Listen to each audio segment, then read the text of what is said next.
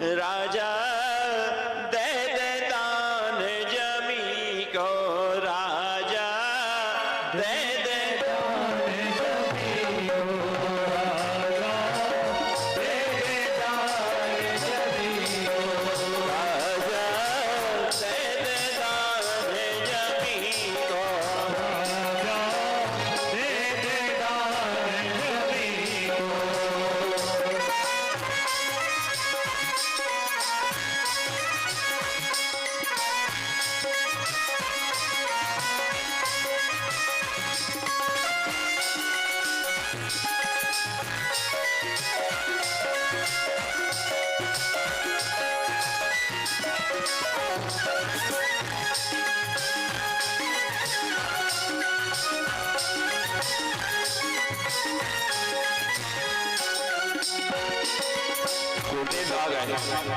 अरे ये दान देगा तो सब बड़बड़ हो जाएगा।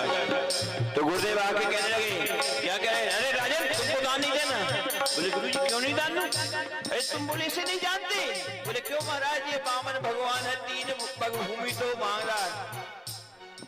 बोले बताओ, मैंने संसार सागर को सब कुछ दान किया, तन मन धोना सोना चांदी इत्यादि अनेक आभूषण मैंने दान में दिए, और इस ब्राह्मण के लिए 3 पग भूमि में न दे सकूं तो मुझे धिक्कार है ना।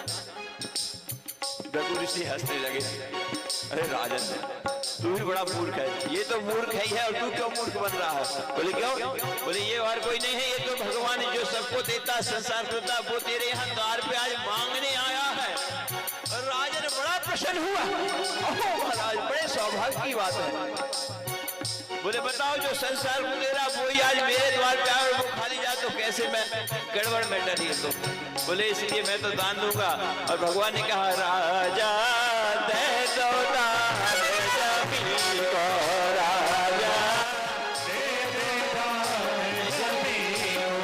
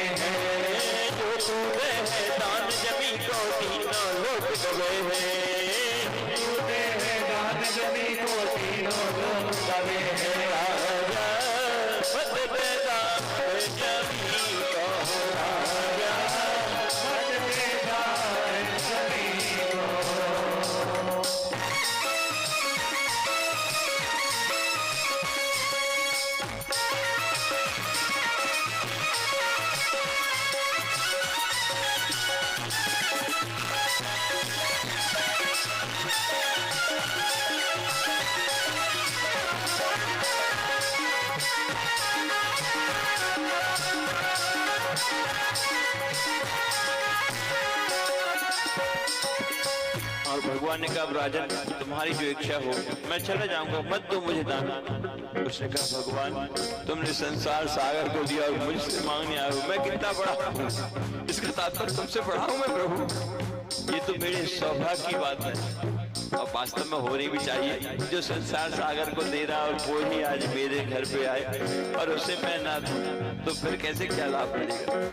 भगवान बड़े खुश हो रहे हैं हम मंद मंद मुस्कुरा रहे हैं। और राजा ने जैसे ही संकल्प के लिए कहा, लीजिए महाराज आप अपना संकल्प बोलिए, मैं आपको दान में संकल्प देता हूँ। देखो ये होती गुरु, इसलिए तो कहते गुरु बनाओ, वैसे थोड़ी कहा गया गुरु मई बनाओ। गुरु क्यों बनाओ? ये होती गुरु की शिक्षा और दीक्षा।